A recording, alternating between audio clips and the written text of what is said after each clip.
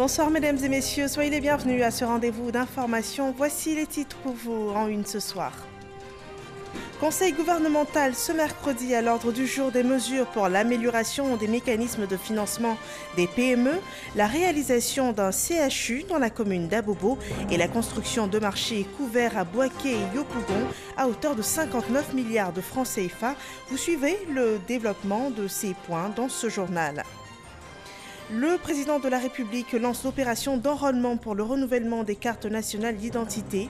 L'opération a eu lieu ce jour au palais présidentiel. Alassane Ouattara a enclenché ainsi une phase pilote de 15 jours avant le démarrage de la phase de généralisation début janvier 2020. Et lancement officiel aussi ce mercredi de l'opération d'enrôlement pour l'établissement du registre national des personnes physiques.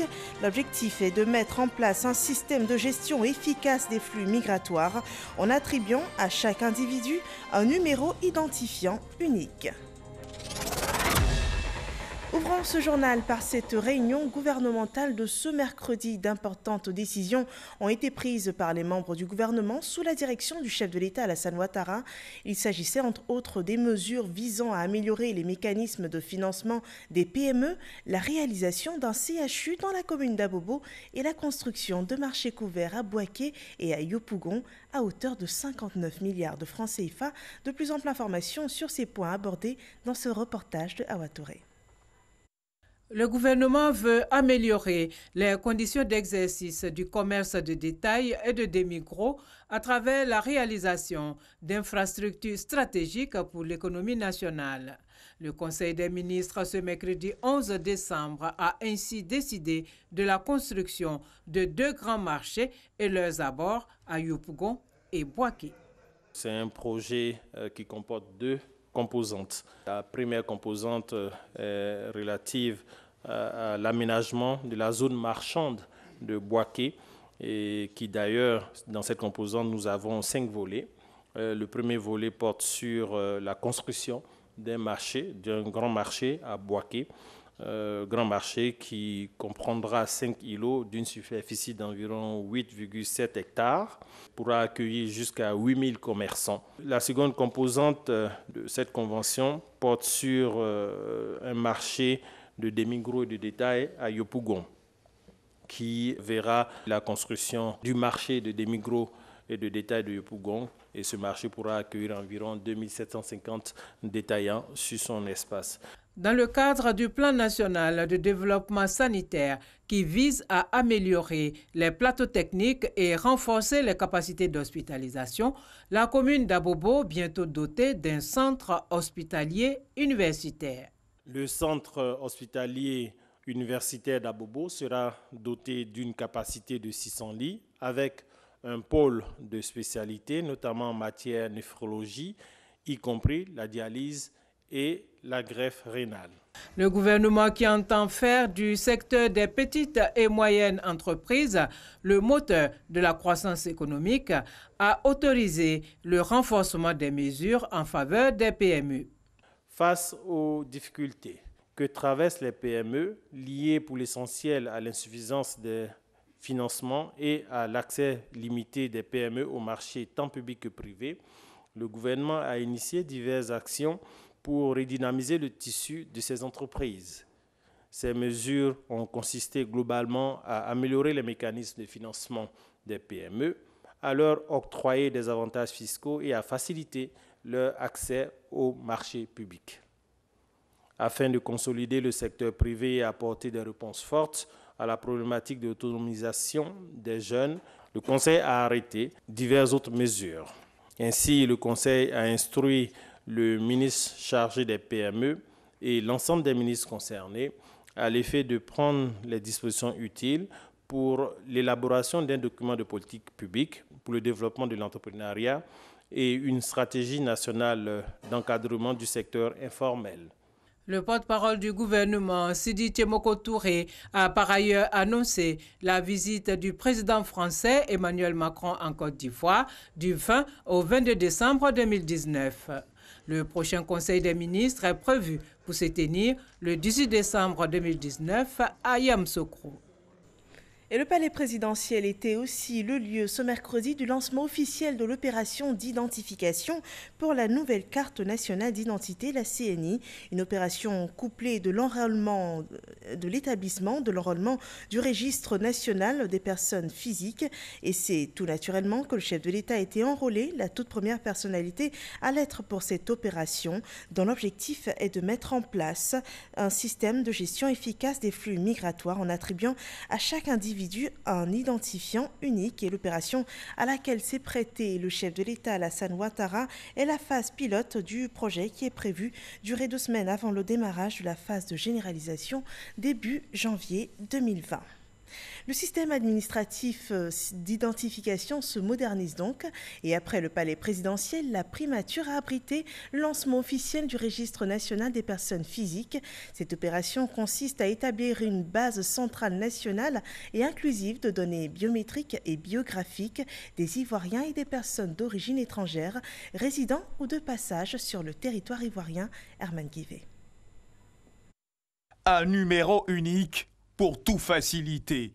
L'accès à l'état civil, les démarches administratives, les transactions financières et bancaires, les documents de transport, abonnements, contrats et autres, un numéro unique, un NNI, un numéro national d'identification attribué par le registre RNPP à chaque personne qui y est enregistrée, délivrable en 3 occasions, à la naissance, lors d'opérations d'identification comme le renouvellement ou la demande d'un titre d'identité, lors de l'entrée sur le territoire aux différentes frontières terrestres, maritimes et aériennes.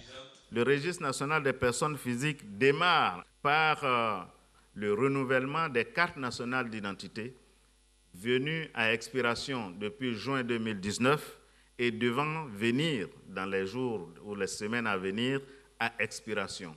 Ce sera là la première opération qui va être menée dans le cadre du registre national des personnes physiques. Dans les mois à venir, la seconde phase va démarrer, notamment autour du mois de juillet 2020, qui va consister à la couverture du territoire national au niveau donc du projet État civil, qui permettra à la Côte d'Ivoire de pouvoir enregistrer à 100% l'ensemble des faits d'état civil qui surviendront dans notre pays.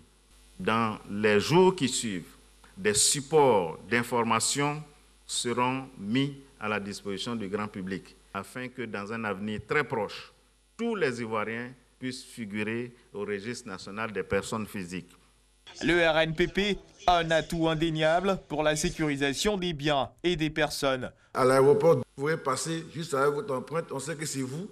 Et la base de données vous relie à un visa et vous relie à un passeport et vous pouvez passer sans qu'on vous embête.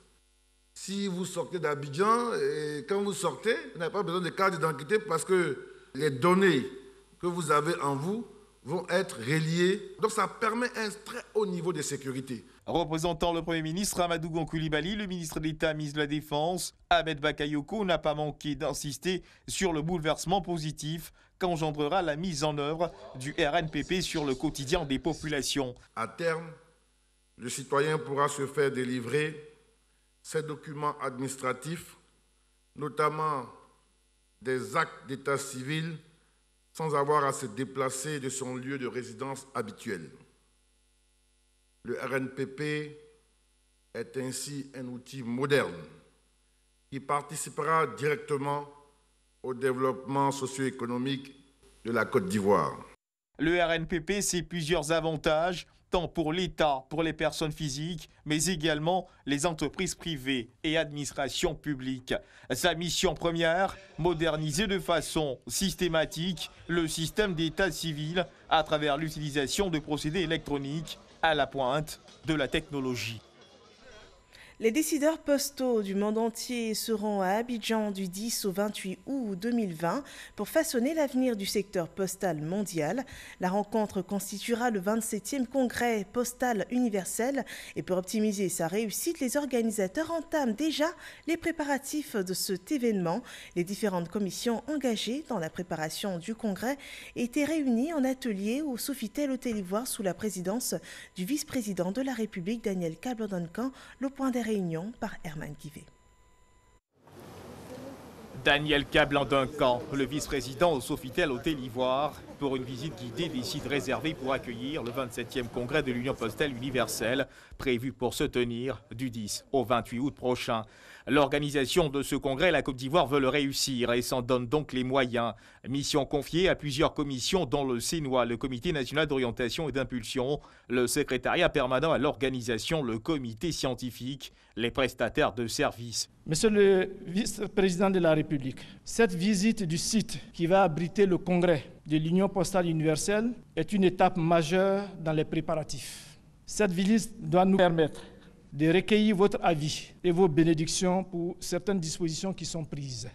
Prise de contact rapide, présentation du document d'affectation et d'aménagement des espaces, puis début de la visite, le palais des congrès, l'auditorium, le casino, la patinoire. Des propositions fusent. Même les chambres qui accueilleront les différentes délégations sont visitées. Le vice-président de la République insiste, il faut prévoir un excédent pour parer à toute éventualité. L'esplanade n'est pas épargnée. Le moment venu, elle fera l'objet d'une occupation aux couleurs de l'événement. Retour en salle pour un débriefing rapide. L'échec n'est pas une option. Nous devons nous organiser de manière à ce que cette rencontre de l'UPU soit une rencontre réussie. Et c'est ça, je crois, qui est essentiel. Le président de la République tient à la réussite de ce dossier. Chaque fois qu'il s'implique dans un dossier, il veut qu'on obtienne les résultats les meilleurs. Le congrès de l'UPU, une rencontre qui devait se tenir depuis bien longtemps en Côte d'Ivoire, reportée plusieurs fois pour diverses raisons. Le pays entend, cette fois, se donner tous les moyens pour honorer de la plus belle des manières ce rendez-vous international. À l'Assemblée nationale, le président de l'Assemblée nationale a reçu en audience l'ambassadeur de la Finlande en Côte d'Ivoire. Les échanges entre les deux hommes ont porté sur le renforcement de la coopération entre la Finlande et la Côte d'Ivoire, une volonté qui se matérialise par le rapprochement des parlements de ces deux pays qui sera marqué par une visite des parlementaires finlandais en terre ivoirienne. Moussa Konaté. Le rapprochement des parlements de la Finlande et de la Côte d'Ivoire, le renforcement de la coopération entre les deux pays. Des sujets au centre de la rencontre du président de l'Assemblée nationale, Amadou Soumaourou, et l'ambassadeur de la Finlande en Côte d'Ivoire. Nous voulons naturellement avoir plus de relations commerciales. La Finlande a beaucoup de savoir-faire en éducation et environnement, changement climatique. Nous sommes les premiers dans le monde dans ces matières et nous sommes tout à fait intéressés et prêts à partager avec la Côte d'Ivoire. Et nous avons aussi planifié un peu une prochaine visite de parlementaires finlandais à Côte d'Ivoire. La visite des parlementaires finlandais en Côte d'Ivoire est prévue pour le mois de mars 2020. La Chambre haute du Parlement ivoirien participe aussi à la coopération internationale. Le président du Sénat, Jano Ahoussou Kouadio, s'est entretenu dans ce cadre avec les ambassadeurs du Qatar et de l'Égypte. La nécessité d'améliorer les relations parlementaires entre le Sénat ivoirien et ceux de l'Égypte et du Qatar était au centre des séances de travail dont parle Michel Tigré. Son Excellence Ibrahim Bael Ali, ambassadeur d'Égypte, reçu par le président du Sénat, Jano Ahoussou Kouadio. Une séance de travail qui jette les bases de l'intensification de la coopération entre les Sénats des deux pays.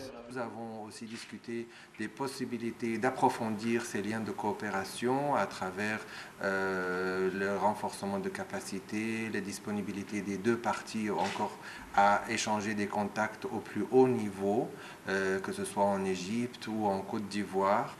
L'ambassadeur m'a fait savoir qu'il existait un Sénat depuis le 19e siècle en Égypte. Ce Sénat a été suspendu.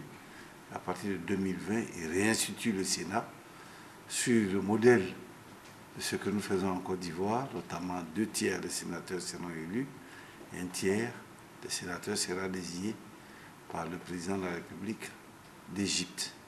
Oui, ce sont ces échanges que nous devons pouvoir partager afin de tirer les bénéfices de cette belle coopération qui existe depuis la nuit des temps. Autre audience, c'est l'accordée à l'ambassadeur du Qatar. Oui, La Côte d'Ivoire est très importante pour le Qatar. Donc nous avons des relations, nous avons des projets. Alors nous allons travailler à tisser les relations entre le Parlement qatari et le Sénat de la Côte d'Ivoire dans plusieurs domaines économiques, dans le domaine parlementaire et dans le domaine culturel. Parlons d'éducation. À présent, les acteurs du système éducatif ivoirien étaient réunis ce mercredi pour trouver une solution aux perturbations observées ces derniers jours dans les établissements scolaires. Le problème, depuis le 5 décembre dernier, certains élèves perturbent les cours dans des établissements scolaires. Ils réclament des congés anticipés, bien que la date officielle des congés soit prévue pour le 20 décembre prochain. Et usant d'une violence inhabituelle, ils ont occasionné la mort de 3 élèves dans les villes de Daloa, Nyama et Dimbokro. Et face à ces faits alarmants, le ministère de l'Éducation nationale et de l'enseignement technique et de la formation professionnelle a décidé de sévir contre ces élèves perturbateurs. La ministre Kandia Camara annonce d'importantes mesures. Je vous propose de suivre un extrait de son propos au cours de cette dite rencontre dans cet élément. L'éducation d'un enfant commence d'abord à la maison. Chez nous, en Côte d'Ivoire, ici, l'école est obligatoire à partir de l'âge de 6 ans. Avant 6 ans, l'enfant est à la maison. Mais quand un enfant va à l'école, dans une journée, vous avez 24 heures. Si l'enfant a trop duré à l'école, c'est 8 heures. Oui, vous avez demandé des sanctions. Vous avez demandé des poursuites judiciaires. Oui, la Côte d'Ivoire est un pays de droit. L'enfant qui a été assassiné à Nyama était le fils unique de ses parents. Ça veut dire que ces enfants assassins, même s'ils sont sanctionnés, mais eux au moins sont encore en vie. Et les parents qui ne verront plus jamais leur enfant. Vous voyez la gravité des actes posés à certains de vos enfants. Tous les enfants qui ont commis ces actes, que ce soit ici à Abidjan ou à l'intérieur du pays, tous seront radiés de toutes les écoles de Côte d'Ivoire, publiques comme privées. Voilà des propos de la ministre Kandia Camara recueillis par notre reporter Walter Amadou. La collaboration internationale intervient dans la politique de préservation de l'environnement et à ce propos, les perspectives de la Côte d'Ivoire pour ce qui est de la politique forestière sont présentées par le ministre Alain Richard Danvaï à des partenaires techniques et financiers, des rencontres en marge de la COP25 qui se déroulent à Madrid en Espagne, Grascando. Le ministre des Eaux et Forêts a échangé avec les représentants du Danemark, de la Norvège, ainsi que le directeur exécutif du Fonds vert pour le climat. Ces différentes rencontres visent à présenter la politique de préservation et d'extension des forêts en Côte d'Ivoire. Il était important pour nous de rencontrer ces personnes et ces pays qui œuvrent dans le monde entier pour la reforestation, le reboisement, le climat.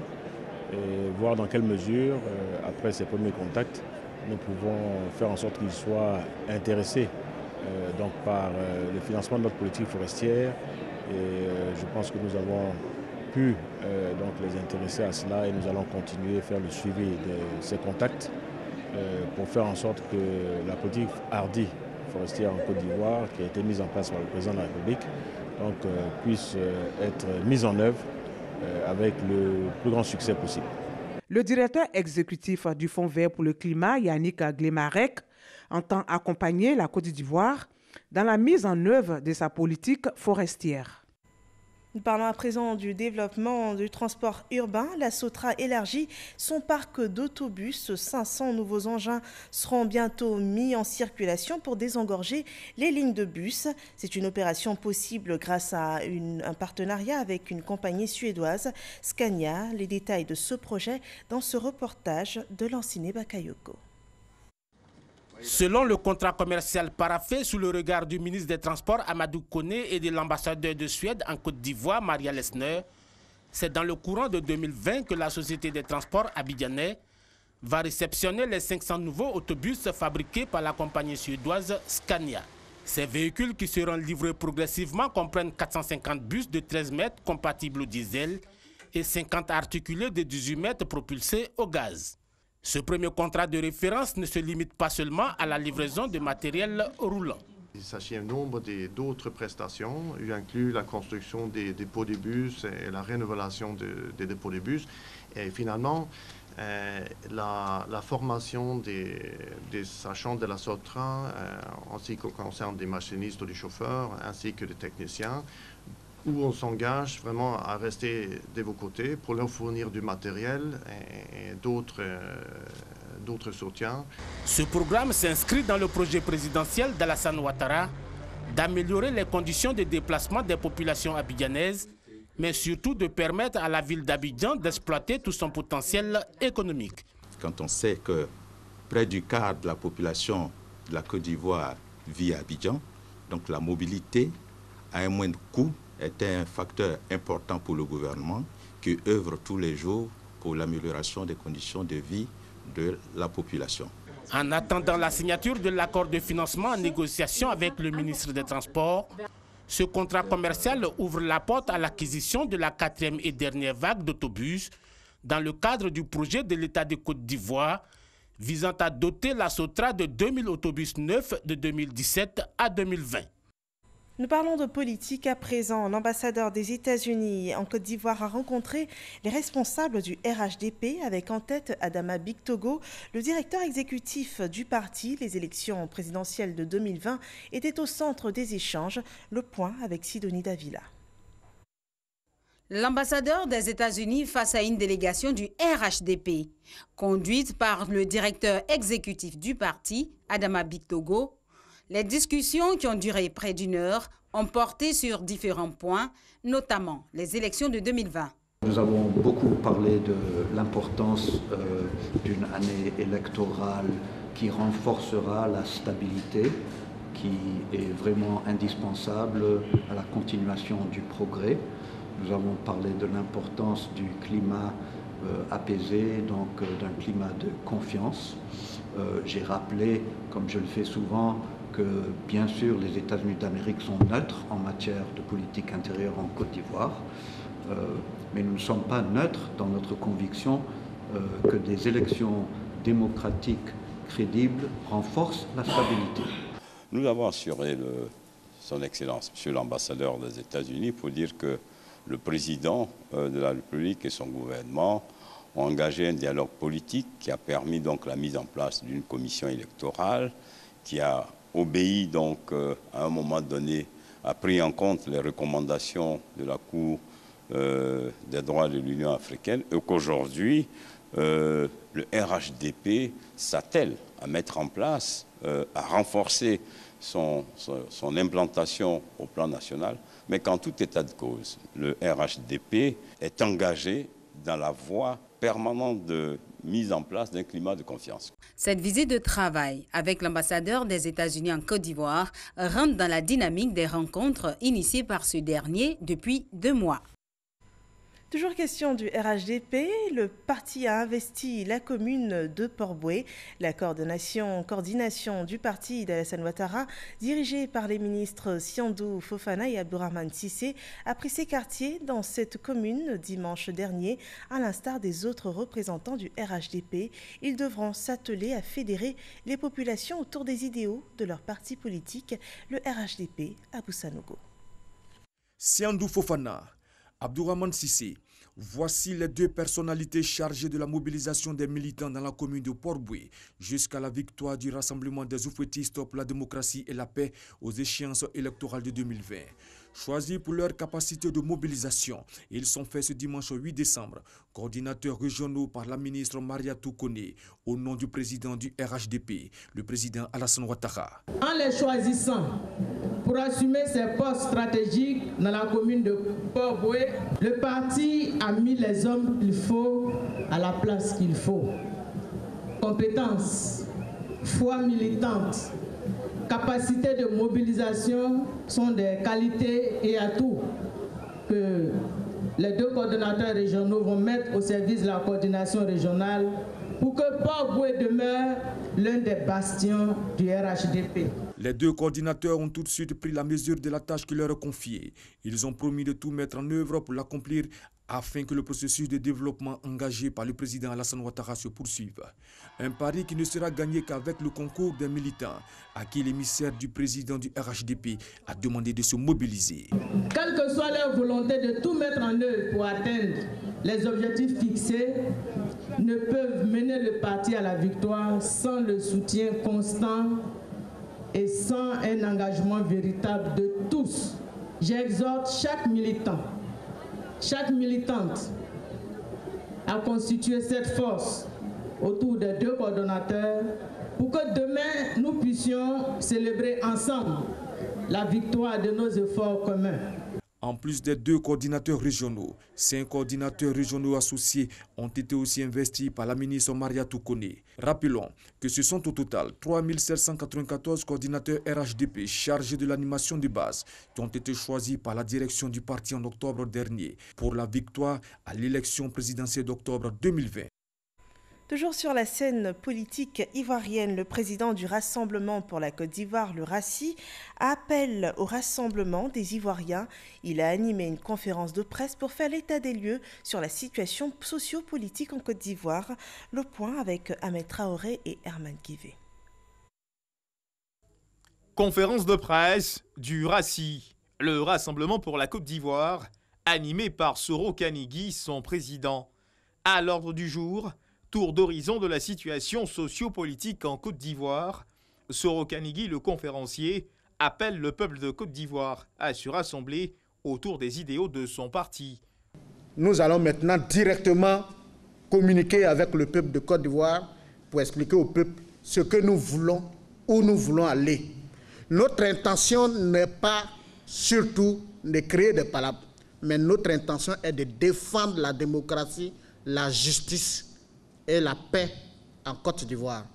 En tout cas, fasse Dieu que tous les acteurs politiques, qu'ils soient du côté gouvernemental ou qu'ils soient du côté de l'opposition, travaillent à préserver l'unité nationale et la paix durement éprouvée pendant des décennies dans notre pays. Selon le président du RACI, Soro Kanigui, l'initiative de cette conférence marque le début d'une série de conférences qui sera animée par le parti jusqu'à la présidentielle de 2020.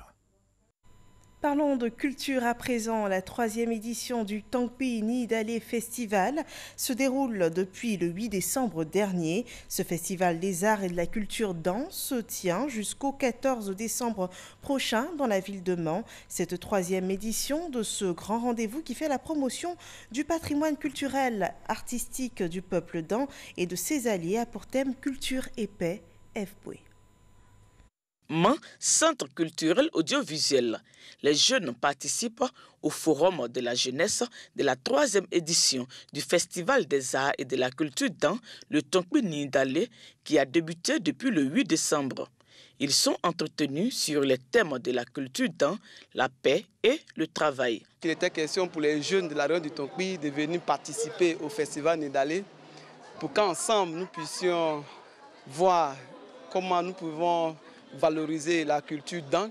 Contribuer à la valorisation et au rayonnement de la culture et de l'identité dan, c'est l'objectif général du festival Tangpi Nidale, une initiative du Conseil régional du Tangpi.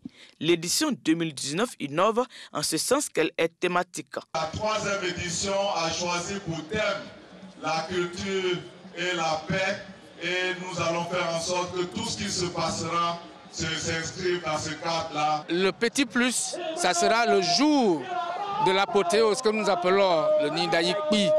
Nous allons mettre en scène une fresque pour illustrer la guerre et la paix. La danse des guerriers va se produire et la danse des masques pour mettre la paix aura également lieu à cette période-là. Ça sera le samedi. En attendant ce grand jour où d'illustres hôtes sont annoncés, les nombreux festivaliers d'ici et d'ailleurs sont invités à découvrir ou redécouvrir le riche patrimoine culturel, artistique, économique et touristique du peuple dan à travers jeux et sports patrimoniaux, colloques, forums économiques, arts vivants et visuels, attraits touristiques et spécificités dan.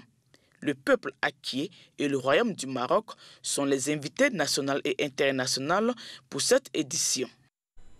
Nous passons à présent à l'actualité internationale. Le président malien Ibrahim Boubacar Keïta a été invité par le président français à assister à la rencontre de Pau prévue le 16 décembre prochain, une réunion autour de l'engagement anti-djihadiste de la France au Sahel.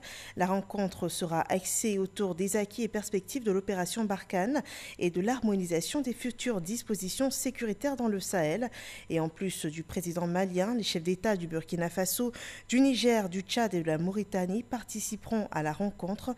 Le président français Emmanuel Macron attendrait de ces chefs d'État qu'ils clarifient et formalisent leurs demandes d'appui et indiquent s'ils souhaitent ou pas poursuivre la présence militaire française dans cette région du Sahel.